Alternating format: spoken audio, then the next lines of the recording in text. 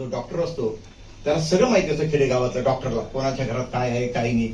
डॉक्टरला आणि न्हावी दादांना, या दोन लोकांना सगळं माहिती असतं खेडेगावातलं. आमच्याकडे तर असतं बा, तुमच्याकडे डॉक्टर आणि न्हावी दादा या दोन लोकांना गावातल्या सगळ्या खबरी असतात. तर त्याने मला सांगितलं, किशोर भाऊ, आपलं गाव जे 6,000 लोकसंख्येचं गाव आहे आमचं खेडेगाव, त्या गावात 200 असे मुलं आहेत वयाची 30 ओलांडली, लग्न होत नाही त्यांचं. आता 4 ट्रका भरून जातील म्हणे. त्याला कारणीभूत कोण आहे? धंद्याची लाज वाटते मराठी माणसाला, किंवा धंद्यावर विश्वास नाही. चालेल का नाही, बंद पडला मग, पैसे अडकून गेले मग, गिऱ्हाईक नाही भेटलं मग. मित्रांनो, सुरू करा. आणि सगळ्यात स्वस्त आणि आसान धंदा जर आज कोणी असेल तर फक्त फक्त फक्त फक्त नेटवर्क मार्केटिंग, फक्त आणि फक्त माय लाईफस्टाईल, जो 30,000 मध्ये सुरू होतो. आज ह्या बिझनेसला सुरू करायला तुम्हाला पैसे लागत नाही, इच्छा प्रबळ पाहिजे. माणसाला श्रीमंत व्हायला पैशाची आवश्यकता कधीच नसते. आयुष्यात पुढे जायला परिस्थितीचा काही संबंध नसतो, मनस्थितीचा संबंध असतो. ज्याची मनस्थिती स्ट्रॉंग असेल ना, इच्छाशक्ती प्रबळ असेल ना, 1001% चिखलातच कमळ उगवतं. खेडेगावातले लोक मोठे झाले आहेत. फक्त गाव सोडायची तयारी ठेवा, घर सोडायची तयारी ठेवा. आपला महाराष्ट्र आहे. आपलं राष्ट्र काय? महाराष्ट्र आहे. लोकसंख्येची कमी नाही. मित्रांनो, या बिझनेस मध्ये फक्त माणसं लागतात आणि माणसाची तयारी लागते. हाय का तुम्ही माणसं? भारतात माणसांची कमी आहे का? अहो, ट्रेन मध्ये मावत नाही, हॉल मध्ये मावत नाही, विमानामध्ये मावत नाही, बस मध्ये मावत नाही, कुठेच मावत नाही. तरी जर तुम्ही म्हणत असाल लोक कुठून भेटतील? एवढंच काय, तुमच्या मोबाईल मध्ये बी मावत नाही आता. एवढे लोक काही ना, एका मोबाईल मध्ये मावतच नाही माणसं. आता ते परत डबल घेत्या. जर मोबाईल 2 पाहिजे तर उत्पन्नाचे साधनं पण 2 पाहिजे ना. काळाची गरज आहे. सगळं 2 पाहिजे ना, तर उत्पन्नाचे सोर्स हे 2 पाहिजे. एका सोर्सवर जे जे लोक अवलंबून होते यांना वाईट अनुभव कोरोना काळात आले का नाही आले? मग जर एवढा मोठा अनुभव असून सुद्धा आपण दुसरा सोर्स चालू करत नसाल तर मित्रांनो, आत्मचिंतन करा. मी आज माझ्या लीडर्स लोकांच्या माध्यमातून ही सुवर्ण संधी तुमच्यापर्यंत एक माध्यम सोडून जातोय. आज जाता जाता तुम्हाला एकच सांगतो, या बिझनेसने एक जिल्हा परिषदचा मास्तर, मी आता नोकरी नाही करत, मी त्याच काळात नोकरी सोडली. जिल्हा परिषदेची नोकरी सोडायला मराठी बांधवा हिंमत लागते. अरे इथं अंगणवाडीची सोडत नाही कोणी. आता मग याचा तर नोकरी वाईट होती म्हणून सोडली का? नाही, नोकरीपेक्षा माय लाईफस्टाईल चांगली होती म्हणून मी नोकरी सोडून दिली. कारण मित्रांनो, नोकरीमध्ये फक्त माझं एकट्याचं भविष्य घडण्याची शक्यता होती. त्याही गरजा नोकरीमध्ये कधीही स्वप्न पूर्ण होत नाही. नोकरीमध्ये फक्त आणि फक्त आणि फक्त गरजाच पूर्ण होतात. नोकरीमध्ये कधी स्वप्न पूर्ण होतात? कधीच नाही. मी पण केली आहे नोकरी. मी नोकरदार पण होतो आणि दुकानदार पण होतो. आज दुकानदार आहे मी. आज मित्रांनो, नोकरीत फक्त माझं एकटाच गरजा पूर्ण झाल्या असतं, माझं आयुष्य चाललं असतं. पण या बिझनेसने काय दिलं? माझा बिझनेस माझ्या मुलाला पण ऑटोमॅटिक लागू झाला. तुमच्या गावात असे काही दुकानं असतील जे दुकान बापाने सुरू केलं होतं, आता मुलगा चालवतोय, आहे का? काही तर असे पण दुकान असू शकतात तुमच्या गावात जे दुकान त्याच्या आजोबाने चालू केलं होतं, त्याच्या बापाने बी चालवलं, आता नातू चालवतोय, 3री पिढी. दुकानांमध्येच पिढी चालते, नोकरीमध्ये पिढी नाही चालत. बापाची नोकरी मुलाला लागू होत नाही, पण बापाचा धंदा मुलाला लागू होतो, म्हणजे माय लाईफस्टाईल. तुम्ही फक्त निमित्त बना. हे बघा, तुम्ही किती गरीब कुटुंबातले आहात, श्रीमंत कुटुंबातले आहात, तुमचं शिक्षण किती आहे, काही महत्व नाही, काही टेन्शन घ्यायचं नाही. नाही तर काही ना काय वाटेल, बाई आपल्याला बोलता येत नाही ना. ज्यांना बोलता येतं ते तर कर्जबाजारी आहेत, शिकलेले काही काही. बोलायचा काही संबंध नाही, ऐकायची तयारी ठेवा. आणि ऐकून ऐकून माणूस बोलायला लागतं. मला इंग्लिश येत नाही. काही गरज नाही इंग्लिशची. आपली जी भाषा आहे ती भाषा येऊ द्या, कारण आयुष्यात मोठं व्हायला भाषेचा काही संबंध नाही, लँग्वेजचा. जगातली सगळ्यात मोठी लँग्वेज आहे बॉडी लँग्वेज, जी या धंद्याच्या माध्यमातून, ट्रेनिंग मीटिंगच्या माध्यमातून मित्रांनो आम्ही डेव्हलपमेंटला मदत करू. तुम्हाला हा बिझनेस पुढे घेऊन जाण्यासाठी अंबेजोगाईमध्ये, गंगाखेडमध्ये, बीडमध्ये, लातूरमध्ये, परळीमध्ये, आजूबाजूच्या सर्व तालुक्यांमध्ये हा बिझनेस मोठा करण्यासाठी आमचे जेवढे पण तुम्हाला काळेकोट घातलेले लीडर दिसत आहेत, हे लीडर तुमच्या सोबत रात्रंदिवस सपोर्टला राहतील, ही मी त्यांच्या वतीने तुम्हाला ग्वाही देतो. इथं ज्याला अनुभव आहे त्याचा फक्त बोट धरा. 1001% जी अचिव्हमेंट ह्या माझ्या लीडरांची झाली ती तुमची पण होणार. आज मित्रांनो, माझं ज्या दिवशी हा फॉर्म भरला त्या दिवशी मी भाडोत्री घरामध्ये होतो. जरी मी शिक्षक होतो, पण माझ्या एका घराचं बांधकाम चालू होतं आणि मी असा विचार केला, नोकरी पण करू, हा बिझनेस पण करू, इथून जे उत्पन्न येईल आपल्या घराचा हप्ता भरला जाईल. मी ज्या दिवशी या बिझनेसमध्ये आलो, भाड्याच्या घरामध्ये राहत होतो. या हॉलमध्ये पण असे काही लोक असतील जे भाड्याच्या घरात राहतात. भाड्याच्या घरात राहणं काही वाईट नाही, पण भाड्याच्या घरात किती दिवस राहायचं आपल्या भाड्याच्या, हे लक्षात येत नाही, हे वाईट आहे. काहींचे 2-2, 5-5, 10-10 वर्ष भाड्याच्याच घरात गेले. भाड्याच्या आयुष्यात स्वतःचं घर करू शकत नाही, असे सुद्धा जर मराठी बांधव असतील, आत्मचिंतन करा आणि घराच्या बाहेर निघा, मायलेफेल करा. जरी तुम्ही भाड्याच्या घरात असाल ना, 3 वर्ष दुसऱ्याच्या घरात माहिती सांगायला फिरा गावोगावी. 4थ्या वर्षी स्वतःच्या हक्काच्या घरात गेल्याशिवाय राहणार नाही. हा धंदा कोणी करावा? ज्याला घर नसेल त्यांनी करावा. हा धंदा कोणी करावा? ज्याला आपल्या आई वडिलांचा काही लोकांनी अपमान केलाय गरिबीमध्ये, त्याचा बदला घ्यायचा असेल त्याने करावा. आमच्या तात्या इंग्रज सर चे वडील जिथं कामाला जायचे तीच जमीन त्यांनी बापाला हयात असताना परत करून दाखवली. अशी जिद्द जर तुमच्यामध्ये असेल त्याने हा धंदा करावा. हा बिझनेस ज्याला वाटतं मला मान सन्मान इज्जत, काही लोकांना पैसा नाही, मान पाहिजे, इतका मान भेटेल तुम्हाला गावपेक्षा दुसऱ्या गावात मान मिळवून दाखवणं ही फार मोठी गरज आहे. माझा ज्यावेळेस राष्ट्रपती पुरस्कार झाला 2011 मध्ये, मला राष्ट्रपती पुरस्कार मिळाला दिल्लीमध्ये प्रतिभाताई पाटील यांच्या हातून. नंतर दादासाहेब फाळके आयकॉन अवॉर्ड मला मिळाला 2016 मध्ये मुंबईमध्ये. तर त्यावेळेस मी विचार केला, या जर हा बिझनेस आपल्या आयुष्यामध्ये आला नसता, तर ही ऑपॉर्च्युनिटी आली नसती, तर एवढा सन्मान आपल्याला भेटला नसता. काही लोक म्हणतात ना, आमची इज्जत आहे हो, आम्ही लोकांच्या दारात कसं जायचं, लोक काय म्हणतील, तू आता हे बी चालू केलं का? इज्जत आहे का? इज्जत आहे. जर तुम्हाला इज्जत आहे असं जर इथं कोणाला वाटत असेल, तुम्ही माय लाईफ चालू केल्यावर तुम्हाला लक्षात येईल समाजामध्ये तुमची इज्जत किती आहे. चेक करायचं सगळ्यात भारी साधन माय लाईफस्टाईल. तुम्हाला कळेल तुमच्या भरोशावर 10,000चे प्रॉडक्ट तुमच्याकडनं कोण घेतं. मग तुम्हाला चहायला मी तर असंच फिरत होतो इज्जत घेऊन. इज्जत चेक करे. काही म्हणतात ना, हो काय आमची इज्जत आहे, आम्हाला असं नाही आवडत लोकांच्या घरी, नाही आमच्या बायांना असं नाही आवडत. काही बायांना असं वाटेल, नाही आमच्यांना ना आवडत नाही असं घरोघरी फिरायला, गावोगावी फिरायला, मिटिंगला जायला, आमच्यांना, आमच्या चमच्यांना. तुमच्याला कर्ज काढायला आवडतं, सबसिडी घ्यायला आवडतं आणि काम करून मोठं व्हायला नाही आवडत. आज अनेक घरांमध्ये हाऊसवाईफ आहेत आणि त्या हाऊसवाईफला विचारलं, ताई तुझं शिक्षण? मी ग्रॅज्युएट आहे. तू ग्रॅज्युएट आहे ना हाऊसवाईफ आहे? हाऊसवाईफ व्हायला काय ग्रॅज्युएट व्हावं लागतं का? अरे 12वी होऊन तुम्ही वर्क फ्रॉम होम 21व्या शतकात माय लाईफ करू शकतात. माय लाईफची निर्मिती जर खरी कोणासाठी झाली असेल तर ती म्हणजे स्त्रियांसाठी.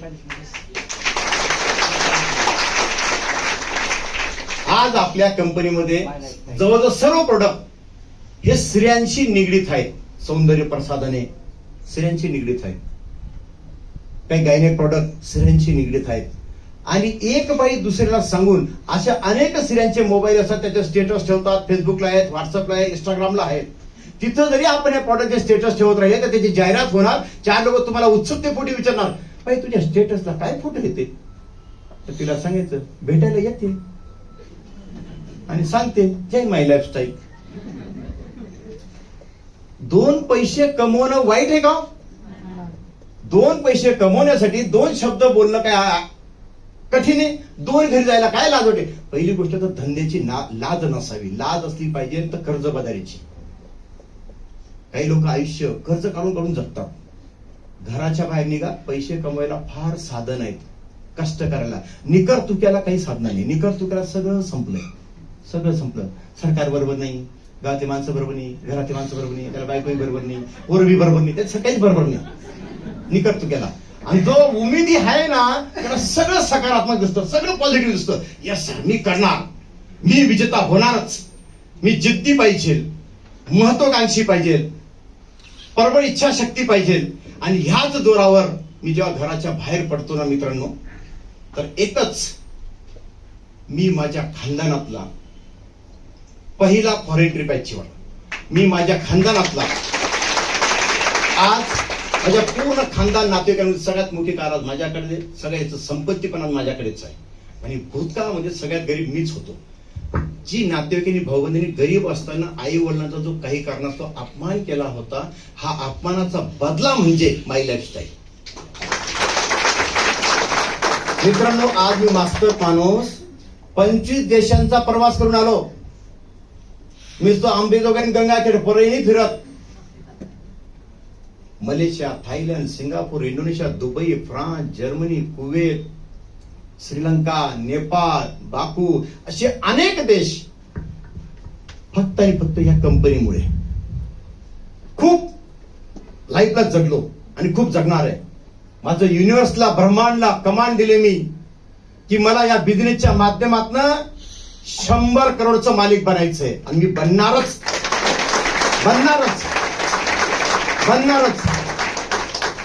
तुम्ही जे लिहिणार, जे बोलणार, जे सकारात्मक करणार ते 1001% होणारच आणि होतच.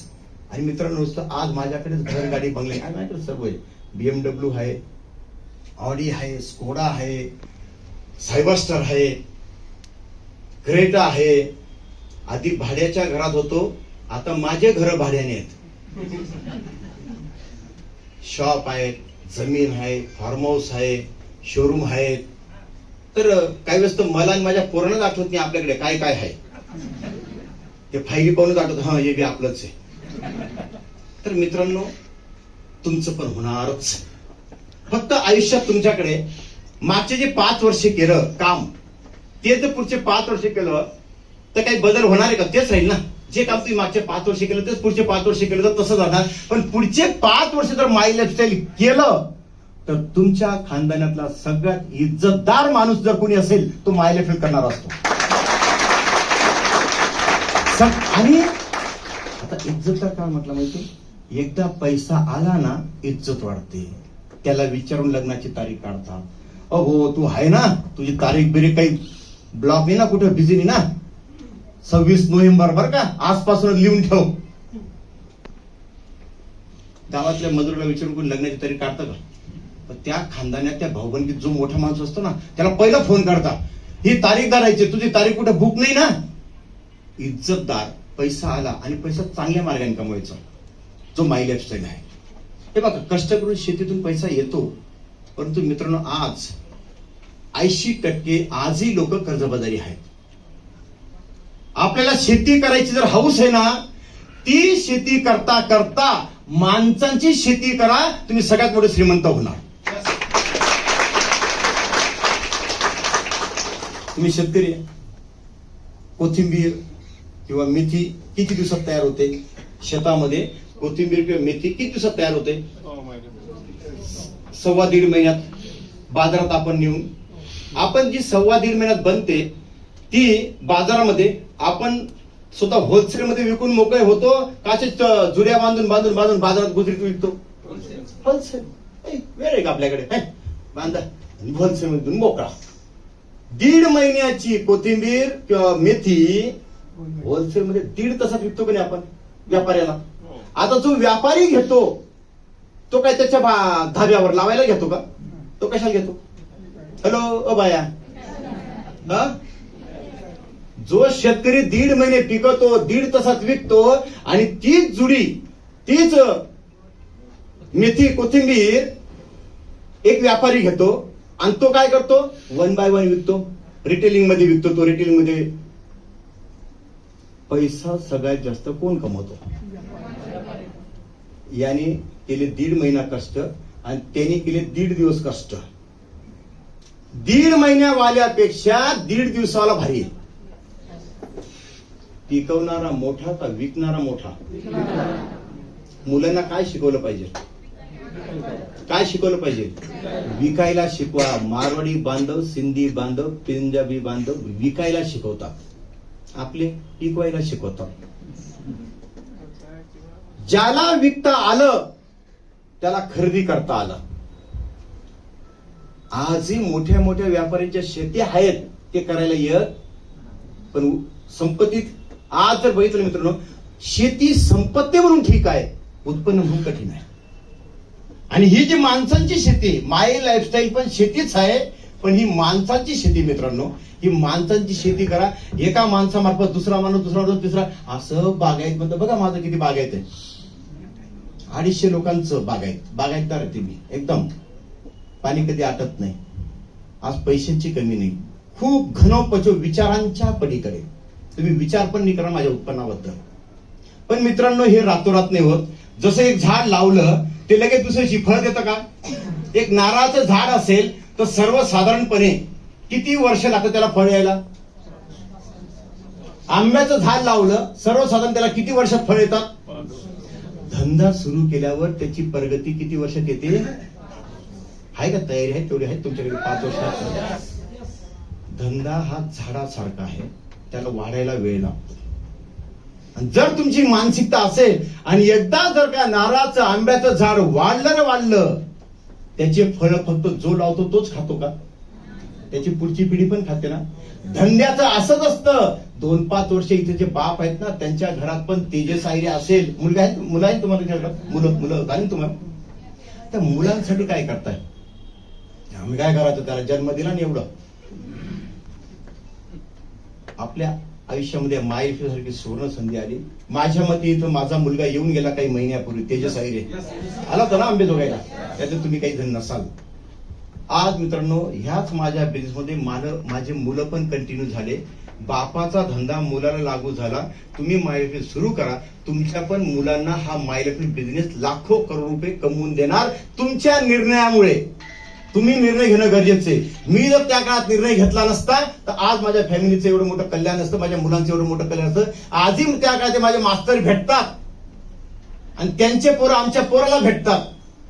आणि आमच्या पोराची सायबस्टर पाहून, ग्रोथ पाहून, पोरं फॉरेनला जातात, मजा हजा सगळी बघून त्या माझ्या मित्रांचे पोरं माझ्या पोरांना विचारतात, यार तुझं काय रे एवढं, असं काय करतो तू जे तुझ्याकडे एवढं आहे? तो म्हणतो, मी नाही केलं, माझ्या बापाने त्या काळात हे झाड लावून ठेवलं होतं, त्याची फळं आम्ही चाकतोय.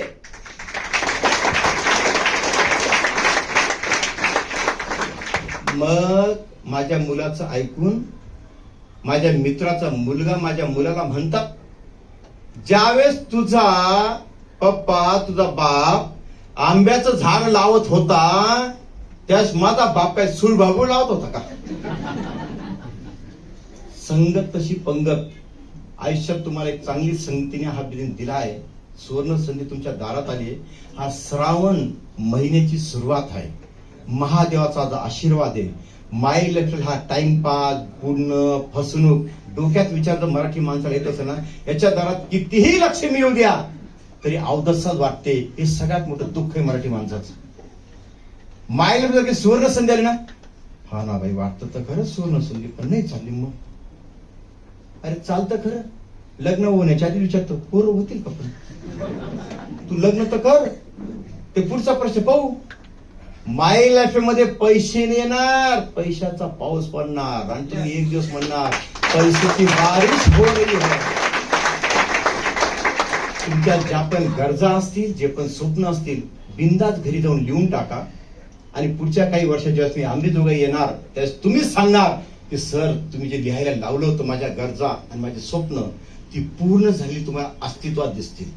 माझ्या आयुष्यात अशा खूप गोष्टी झाल्या मित्रांनो. माय लाईफ मध्ये मीच मोठा नाही, आज माझ्यासारखी 1000 पेक्षा जास्त अशी लोक आहेत भारतामध्ये ज्यांच्या आयुष्यामध्ये खूप मोठा युटर्न आला. मी जरी आज 5 कोटीचं घर घेतलं, आज माझ्या घराची किंमत 5 कोटी आहे, भले मी त्या 3 कोटीला घेतलं होतं, त्याची किंमत वाढली समजा 10 वर्षापूर्वी. पण माझ्याच घराच्या किमतीचं घर तात्या सरांनी आता पुण्यामध्ये घेतलं 4 कोटीचं घर. माणिक जाधव सर जे प्रोफेसर आहेत, जाधव सर ओळखता ना तुम्ही, येत असतील, आज त्यांचं 4 कोटीचं घर. आणि पूर्ण भारतातलं सगळ्यात सुंदर मोठं घर जर कोणी घेतलं असेल ते म्हणजे सगळ्यात कमी वयातल्या डायमंडने. पूर्ण भारतातलं रेकॉर्ड ब्रेक झालं मित्रांनो परवाच्या दिवशी. माय लाईफस्टाईल मुळे दिगंबर सोनवणे सर, अरे 22 वर्षाचा असताना मुलगा ह्या धंद्यात आला होता. तुमच्या घरात असतील पडलेले 22 वर्षावाले 20 वर्षावाले, त्यांना धंद्यात उतरवा. तो शिरपूर मधून दिगंबर मायाबरोबर आला, आज तो दिगंबर सर झाला. आणि दिगंबर सरांनी भारतातले सगळे रेकॉर्ड परवाच्या दिवशी मोडले. आज माय लाईफस्टाईलच्या या बिझनेसमुळे त्याने 6 कोटी रुपयाचं नाशिकमध्ये घर बुक केलं.